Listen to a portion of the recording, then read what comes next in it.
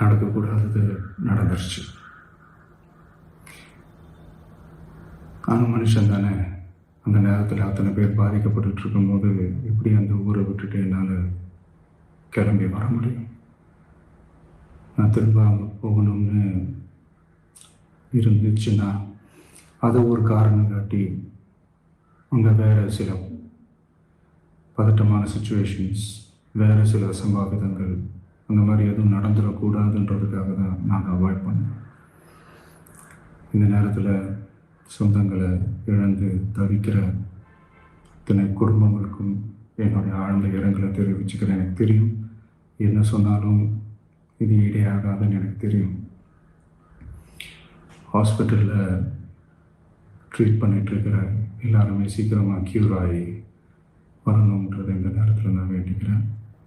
கூடிய சீக்கிரமே உங்கள் எல்லாரையும் நான் சந்திக்கிறேன். இந்த நேரத்தில் எங்களுடைய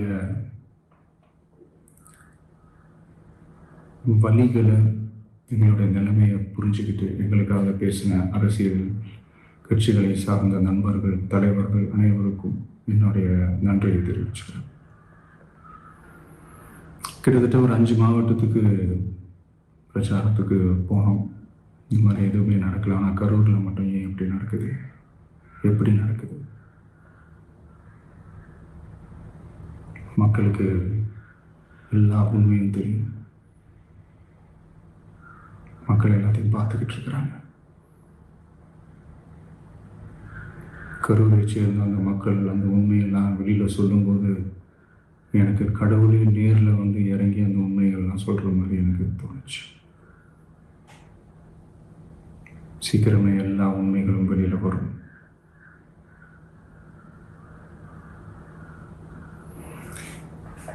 எங்களுக்கு தரப்பட்ட இடத்துல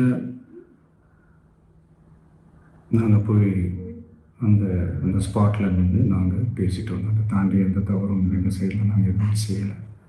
பட் இருந்தாலும் எங்கள் கட்சியை சேர்ந்த நிர்வாகிகள், தோழர்கள் மேலே எஃப்ஐஆர், அது மட்டும் இல்லை சோஷியல் மீடியாவை சேர்ந்த நண்பர்கள், தோழர்கள் அவங்க மேலே எஃப்ஐஆர்லாம் போட்டு இப்போ பிடிச்சிட்டு இருக்கிறாங்க. If you're missing 5 or more teeth and have been looking into getting dental implants, you've got to hear this. I often hear patients say permanent dental implants. CM sir,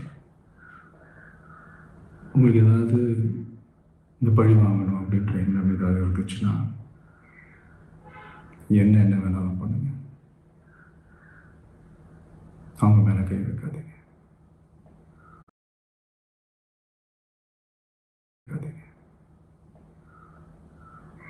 நான் ஒன்று வீட்டில் இருப்பேன், இல்லை நான் ஆஃபீஸில் இருப்பேன். என்ன வேணாலும் செய்யுங்க. நண்பர்களே, தோழர்களே, நம்மளோட அரசியல் பயணம் இன்னும் ஸ்ட்ராங்கராக, இன்னும் தைரியத்தோடு கண்டினியூ ஆகும். தேங்க்யூ. அனைவருக்கும் வணக்கம். என் லைஃப்பில் இந்த மாதிரி ஒரு பெயின்ஃபுல்லான ஒரு சுச்சுவேஷனை நான் ஃபேஸ் பண்ணதே கிடையாது. மனசு முழுக்க வலி மட்டும்தான். இந்த சுற்றுப்பயணத்தில் என்னென்ன மக்கள் பார்க்க வராங்க, அதுக்கு ஒரே ஒரு காரணம் தான், அவங்க என் மேலே வச்சிருக்கிற அன்பும் பாசம். அந்த அன்புக்கும் பாசத்துக்கும் நான் எப்பவும் கடமைப்பட்டிருக்கிறேன். அதனால தான் இந்த சுற்றுப்பயணத்தில் மற்ற எல்லா விஷயங்களையும் தாண்டி மக்களுடைய சேஃப்டி, அதில் எந்த காம்ப்ரமைஸும் பண்ணிடக்கூடாதுன்றதுக்காக தான் அது என் மனசில் ரொம்ப ஆழமாக இருக்கும் அந்த எண்ணம். அதனால தான் இந்த அரசியல் காரணங்கள் எல்லாத்தையும் தவிர்த்துட்டு ஒதுக்கி வச்சுட்டு மக்களுடைய சேஃப்டி மட்டும் மைண்டில் வச்சுக்கிட்டு அதுக்கான இடங்களை சூஸ் பண்ணுறது, அதுக்கான இடங்களை பார்த்து பெர்மிஷன் கேட்குறது, போலீஸ் டிபார்ட்மெண்ட்டில் அதை ரிக்வெஸ்ட் பண்ணி கேட்போம். ஆனால் நடக்கக்கூடாதது நடந்துருச்சு. நானும் மனுஷன் தானே. அந்த நேரத்தில் அத்தனை பேர் பாதிக்கப்பட்டு இருக்கும்போது எப்படி அந்த ஊரை விட்டுட்டு என்னால் கிளம்பி வர முடியும்? நான் திரும்ப அங்கே போகணும்னு இருந்துச்சுன்னா அதை ஒரு காரணம் காட்டி அங்கே வேறு சில பதட்டமான சுச்சுவேஷன்ஸ், வேறு சில சம்பாவிதங்கள் அந்த மாதிரி எதுவும் நடந்துடக்கூடாதுன்றதுக்காக தான் நான் அவாய்ட் பண்ணேன்.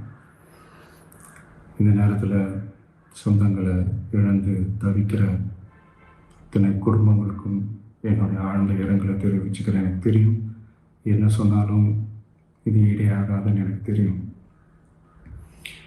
ஹாஸ்பிட்டலில் ட்ரீட் பண்ணிகிட்ருக்கிற எல்லாருமே சீக்கிரமாக க்யூர் ஆகி வரணுன்றதை இந்த நேரத்தில் நான் வேண்டிக்கிறேன். கூடிய சீக்கிரமே உங்கள் எல்லாரையும் நான் சந்திக்கிறேன். இந்த நேரத்தில் எங்களுடைய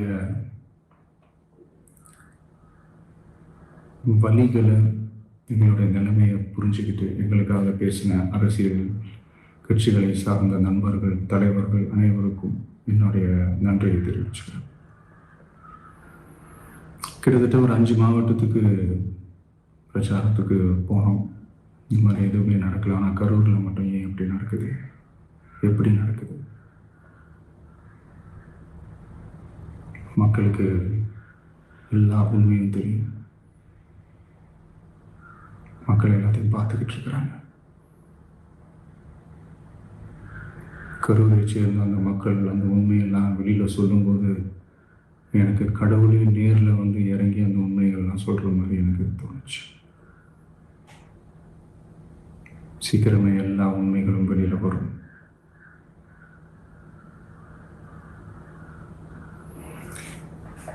எங்களுக்கு தரப்பட்ட இடத்துல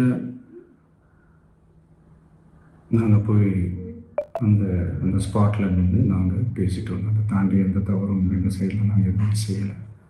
பட் இருந்தாலும் எங்கள் கட்சியை சேர்ந்த நிர்வாகிகள், தோழர்கள் மேலே எஃப்ஐஆர், அது மட்டும் இல்லை சோஷியல் மீடியாவை சேர்ந்த நண்பர்கள், தோழர்கள் அவங்க மேலே எஃப்ஐஆர்லாம் போட்டு இப்போ பிடிச்சிட்டு இருக்கிறாங்க.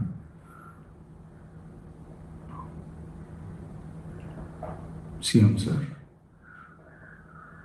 உங்களுக்கு ஏதாவது இந்த பழி வாங்கணும் அப்படின்ற எண்ணம் ஏதாவது இருந்துச்சுன்னா என்ன வேணாலும் பண்ணுங்க. அவங்க மேலே கை வைக்காதீங்க. நான் ஒன்று வீட்டில் இருப்பேன், இல்லை நான் ஆஃபீஸில் இருப்பேன். என்ன வேணாலும் செய்யுங்க. நண்பர்களே, தோழர்களே, நம்மளோட அரசியல் பயணம் இன்னும் ஸ்ட்ராங்காக, இன்னும் தைரியத்தோடு கண்டினியூ ஆகும்.